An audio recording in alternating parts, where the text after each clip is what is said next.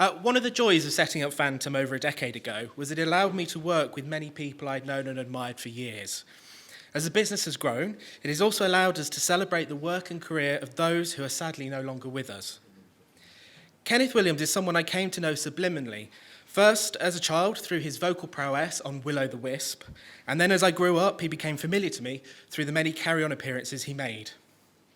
Of course, there is far more to Kenneth than this, and Adam's book meticulously chronicles a vast array of productions, some of which I'm sure even Kenneth himself might not have remembered, and possibly a few he'd rather have forgotten. As media culture becomes increasingly ephemeral, and the notion of celebrity for celebrity's sake is everywhere, what Fantom as a company strives to do is to tell the stories of people with real talents, and to preserve these stories for future generations. So we're very proud to have Adam's book on Kenneth as part of our range. I would like to thank you all for coming today and to introduce Adam onto stage. Thank you.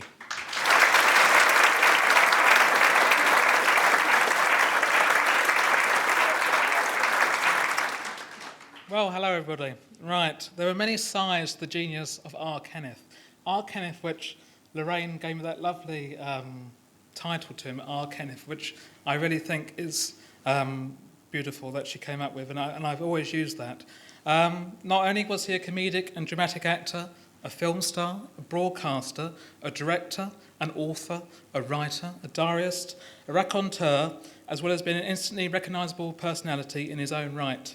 His unique and unforgettable individuality has instilled him in the memory of so many, labelled as a national treasure, a legend, and in his own words, a cult.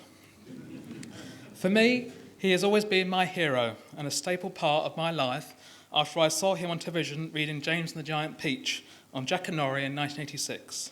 I was 4 years old. Since then, I have remained an avid advocate and fan of a man who has inspired me through his individuality, intellect, and being always making me laugh and smile within seconds. Much has been written about the person that was Kenneth Williams, but a full and detailed appreciation of his body of work, sustained over a 40-year period, has been neglected. And this book is here to rectify this and catalogue the career of a genius. It is not a biography or an analysis of Kenneth even. All right, Kevin, right. They have all gone before. This is a celebration of his career on stage, radio, film, in the recording studio, and on television. In cataloguing Kenneth's huge career, I have viewed and listened to all remaining footage and recordings that exist, discovering rare material and undocumented items along the way.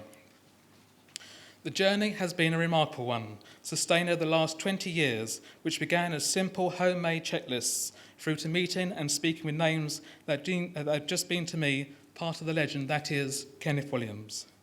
I feel that R. Kenneth has been with me throughout and has given his approval of this project. It may sound a bit corny, but as there have been so many doors opened along the way, and he has directed me to where hidden treasures lay. Having watched and listened to hours of footage and met with his friends and colleagues, I feel now that I somehow knew him personally. The doors that I just referred to began in 2013 when I met Kenneth's chum, Michael Whitaker, who listened and supported me from our first meeting and has become a dear friend to me also. In turn, he introduced me to Michael Anderson, Kenneth's former agent, and so it went on. Just some of the many highlights were meeting Biggins in the Ivy, having my love of fruitcake re-enlightened when I met with the incredibly supportive Lynette Newman, and what an afternoon I had with Stanley Baxter, just days after his 90th birthday, and I was treated to my very own Stanley Baxter show. Remarkable. There were also many hours of research, namely at the BBC Written Archives in Caversham, which I first visited in 2012 with my brother Simon, where we were amazed by the wealth of information at our fingertips.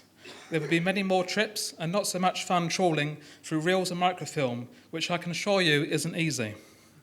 There were also many hours spent in the basement at the BFI, viewing hours of archive at their head office and in the Rubin Library.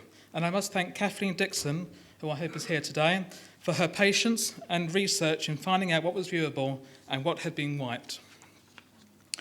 I was also very fortunate to meet two very clever people who were a great help to me, both here today. First, Richard Latto, who assisted so generously with all my queries and discovering gems from the archives.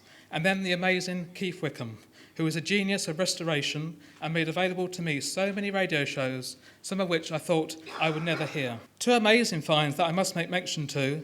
Firstly, thanks to the wonderful Adrian Brown, who I'm delighted is here with us today, who produced, on my very first visit to his lovely home, the original book used for the opening title of 1958's The Noble Spaniard, which was a live BBC production and is a missing programme.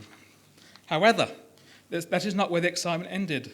Adrian also produced these remarkable photos taken from the production. Although tiny, this is a tantalising glimpse into how Kenneth looked and the scenes he shared with Margaret Rutherford. The second was when I met David Benedictus, also here today, who produced these beautiful stills from the 1964 production of Catch as Catch Can. Here is Kenneth as Napoleon, with Robert Helpman, only shown the once with no publicity as it was a replacement in the programme schedule at short notice and was then wiped. After that quick whirlwind through the brief story of the book, I would like to take this opportunity to thank everyone who has been involved or supported me in this project, which has been in the making for the past 5 years or so. Never a chore and simply a work of passion on my part. I would also like to thank Elstree Studios for their incredible support for today and to Roger Morris, Managing Director. Finally, thank you all very much for attending this afternoon's celebration, as I know that many of you have journeyed quite a distance to be here. Many people couldn't be here today, and here are just a few of the messages that I received, which I thought I would share with you. We have Biggins himself, Sarah Green, Juliet Mills and Maxwell Caulfield, who are currently touring Italy, Sir Michael and Lady Parkinson, Sir Tim Rice, who actually inspired the idea of a book launch. I hadn't even thought about it until he mentioned it, and then Dame Barbara Windsor. So, now over to the great man himself. Here is my compilation tribute using footage that has rarely been seen since its first broadcast. Ladies and gentlemen, R. Kenneth. Roll film, please. Ladies and gentlemen, Mr. Kenneth Williams.